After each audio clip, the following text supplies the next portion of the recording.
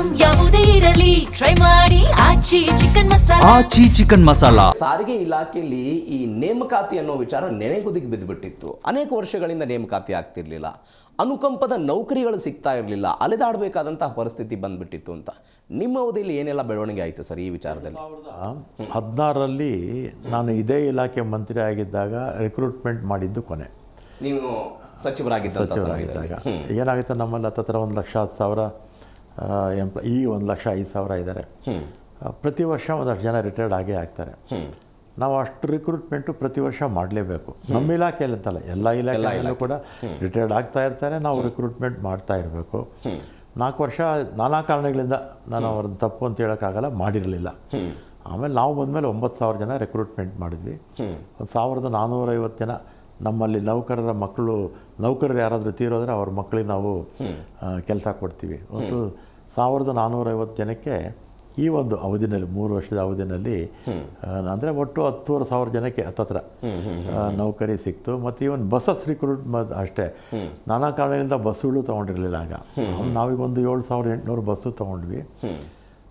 ಮತ್ತು ಇದ್ರ ಜೊತೆಗೆ ನಮ್ಮ ಇಲಾಖೆಯ ಆಕ್ಸಿಡೆಂಟ್ಸ್ ಆಗಿ ತೀರೋಗ್ತಾರೆ ನಮ್ಮ ಎಂಪ್ಲಾಯೀಸು, ಅವ್ರಿಗೆ 1 ಕೋಟಿ ರೂಪಾಯಿ ಪರಿಹಾರ BMTCಲಿ 1.5 ಕೊಡ್ತಾರೆ. ಮತ್ತು ಇದು ದೇಶದಲ್ಲೇ ಪ್ರಥಮ ನಮ್ಮದು.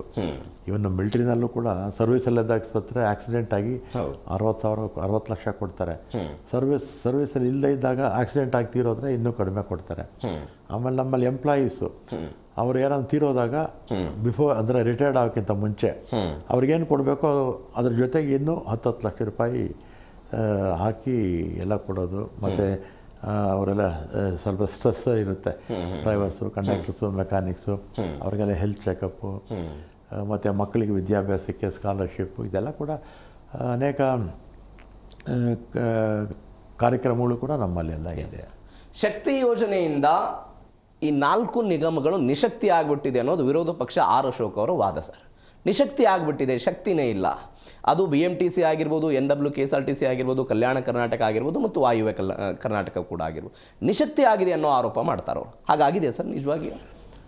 ಒಟ್ಟು 740 ಕೋಟಿ ಮಹಿಳೆಯರು ನಮ್ಮ ಬಸ್ಸುಗಳಲ್ಲಿ ಶಕ್ತಿ ಕಾರ್ಯಕ್ರಮದಲ್ಲಿ ಉಚಿತವಾಗಿ ಓಡಾಡಿದ್ದಾರೆ ಇಲ್ಲಿ ತನಕ, ಇಲ್ಲಿವರೆಗೂ.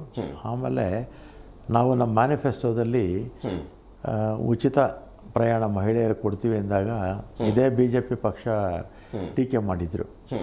ಇವರು ಮಾಡಲ್ಲ, ಚುನಾವಣೆಗೋಸ್ಕರ ಇದನ್ನು ಘೋಷಣೆ ಮಾಡಿದ್ದಾರೆ ಅಂತ ಹೇಳಿದರು. ಚುನಾವಣೆ ಆಯಿತು, ನಾವು ಪ್ರಾರಂಭ ಮಾಡಿದ್ವಿ, ಶಕ್ತಿಯಿಂದ ನಿಶಕ್ತಿ ಆಗುತ್ತೆ ಅಂತ ಅವ್ರು ಹೇಳ್ತಾರಲ್ಲ.